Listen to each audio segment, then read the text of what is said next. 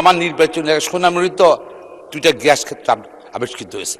নোয়াখালী বিভিন্ন জায়গা থেকে এই গ্যাস ঢাকা সহ সারা বাংলাদেশে যাচ্ছে, নোয়াখালীর মানুষ গ্যাস পাচ্ছে না। এটা কি আমাদের অধিকার না?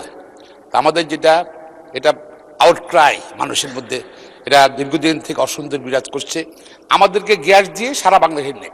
কিন্তু আমি মাননীয় জ্বালানি মন্ত্রী অনুরোধ জানতে চাই, উনার কি এই নোয়াখালীর মানুষকে গ্যাস দিবেন কিনা এবং গ্যাস চাপবেন, বিকজ নোয়াখালী গ্যাস নোয়াখালী দেন, ওখান থেকে আপনি সারা বাংলার বাকিটা দেন। মাননীয় মন্ত্রী। মাননীয় স্পিকার, আপাতত আমরা গ্যাস ফিল্ড থেকে কোনো গ্যাস বাড়িতে দিচ্ছি না। এটা মোটামুটি আমরা শিল্প কারখানায় দেওয়ার চেষ্টা করছি বেশি। যখন বাড়িতে যাওয়ার পরিকল্পনা হবে তখন আমরা দেব। ধন্যবাদ স্পিকার।